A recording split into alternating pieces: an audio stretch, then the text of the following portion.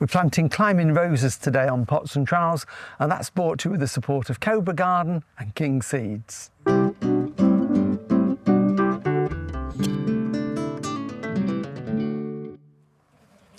Hello, well here we are now, almost at the end of November, and believe it or not, there's still lots we can be doing in the garden, including planting.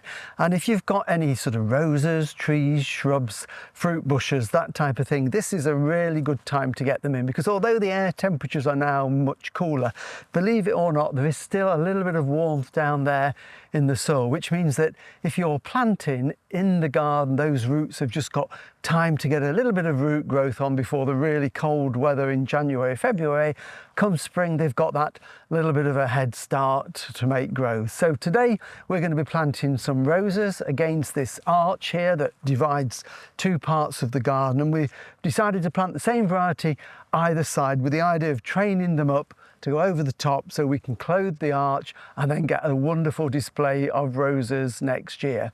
Now, if you're thinking of planting any roses at this time of the year, two options. One is, now we're in November and the dormant season, you can get what we call bare root roses. So they're lifted out the ground, dispatched. So that's a good way of doing it. Or you can plant container roses like this. And these are some that we got earlier on in the autumn with a view to planting now. So this is a climbing rose. It's a fairly new variety, this one is. It's a rose called a rose for Heather, and it's been dedicated to a lady that died from ovarian cancer. It's a lovely pink double rose that's really scented, and even now, look, it's still trying to produce a few blooms, which sadly I'm going to cut off, but it's a repeat flower through the summer. It's quite a vigorous one, and it's got really healthy foliage, so good breeding in there. And a donation from the sale of all of these goes to ovarian cancer research, so a good cause. So one either side. Now if we look down here, the gap where this is going to go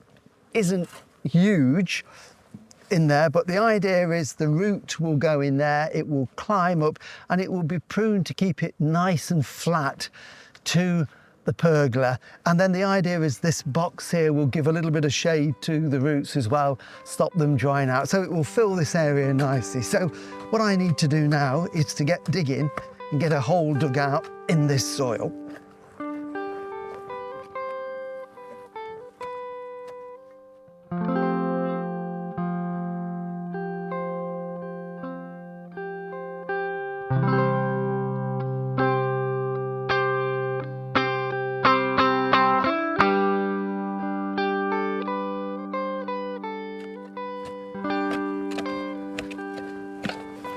So I've got a nice deep hole there. I'm finding quite a bit of, I think it's a sort of natural stone round here, which I'm taking out, and I've loosened up the hole. Make sure it's plenty deep enough as well. That's the other thing to do.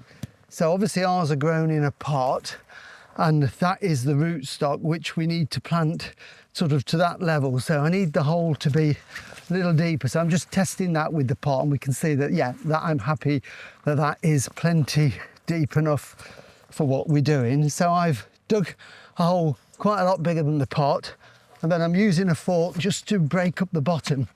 Once I get down to that level, I'm getting quite a little bit of clay, not really heavy clay, but there is clay in there. If I just dig a little bit of that out, we can see there that that is some clay, but it breaks up quite nicely. But I'm just loosening the base and also working my way round and into the side of the hole. We don't want a smooth sided hole. We want it so the roots can grow out where you've loosened it. So then I'm just going to do a little bit of soil improvement. So I've got some mulch here from our friends at Plant Grow. So this is wonderful mulch and soil conditioner. So I'm just going to add a little bit of that to the base, not a huge amount. Roses do like clay soil. They're much better in a clay soil than a very light sandy soil that dries out too much, but that will just help to break that clay up down there, and it will also encourage some root growth. And we don't want that to be too light and fluffy, so I know it seems counterproductive, but I'm just going to firm that lightly. It's not compacted, just lightly firmed like that, so that it's not going to settle too much. So now we can get the rows in the hole. So we can take this out of the pot. So if I bring that over to here and take that out the pot, just get my secateurs to prune the string so that we can see exactly what we're dealing with here. So we can just take that string off there, so I can take the cane out, because what we will do as it grows, it's going to be tied obviously to the side of the archway, and we can take that out, put that there, take the cane away. We don't need that for now. So we can see we've essentially got two main stems on there. They get a bit tangled in, but we can unravel those.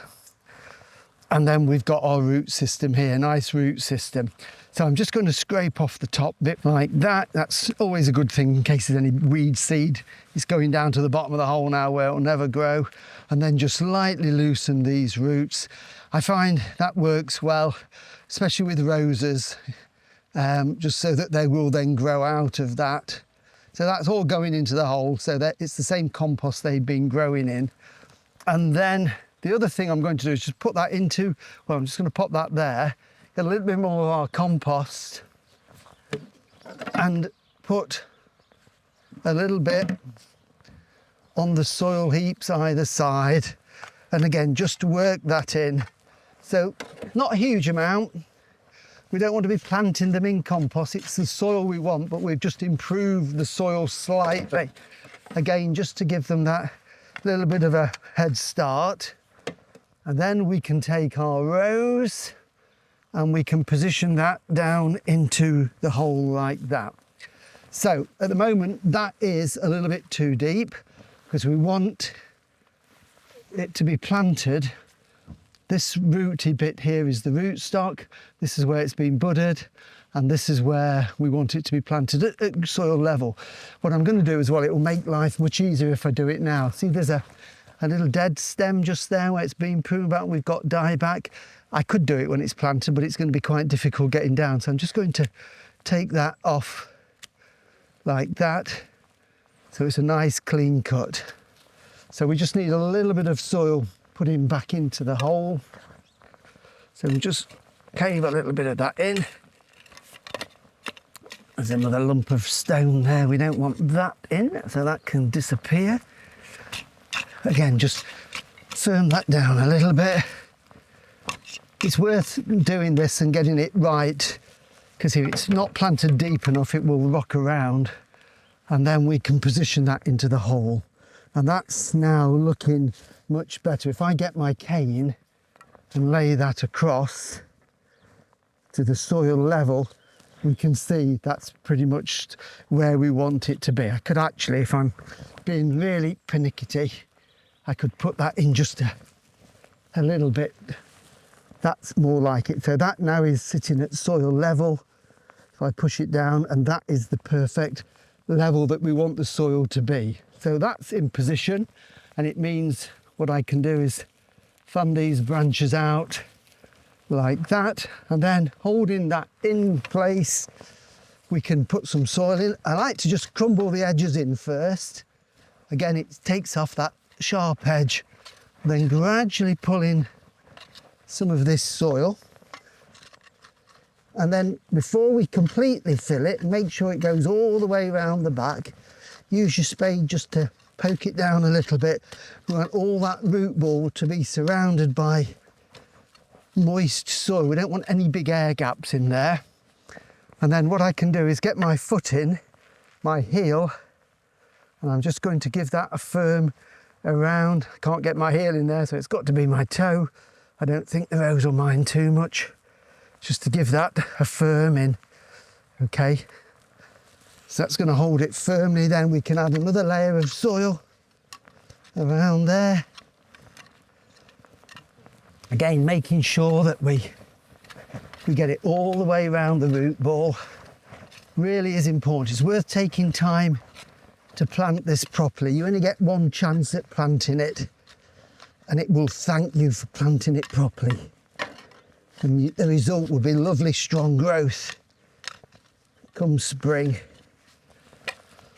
And again, I'm just going to get my heel in there and give that a nice firm so that the soil is in contact with that root ball and the roots can then grow out. And then I'm just going to rake the last bit in. All basically needs to go back in. It came out the hole. I know we've put a root ball of compost in there, but it will settle slightly after a short while. Get my fork just to finish that off.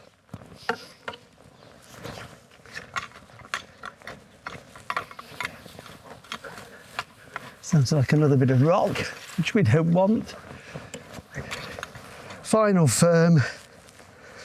So that is now in position. It's in the middle of the pergola there, and that's going to be trained then to grow in. So what I will do, just to finish it off, again, just to help improve that soil a little bit more, is maybe get one more spade full of this mulch, or maybe a couple, and just spread that around it. So it's probably only about an inch thick, a couple of centimetres. That will work its way down into the soil. The worms will pull it down and just help set that off. So that essentially is our rose planted. Now, if you were watching last week, we were half pruning the roses to stop them rocking around, stop them flowering. I'm going to do a similar thing with this. So where we've got these flowering stems, I'm just going to take them back. We obviously want this to bush out from the base in the spring. So I'm just taking them down by about half now, because the main pruning will be in spring. When it starts into growth, we can look at it, decide what shape we want, how we're going to prune it, but that just stops that rocking around. And what I might even do is just get a piece of string and just tie those to this support so it gives it a little bit more security. And then what we'll do, we'll come back to this early March time. When it's budding up, we'll prune it, and then as it grows, we'll show you next year how to tie it in, get it over that arch so we get loads and loads of wonderful flowers. One down, one to go.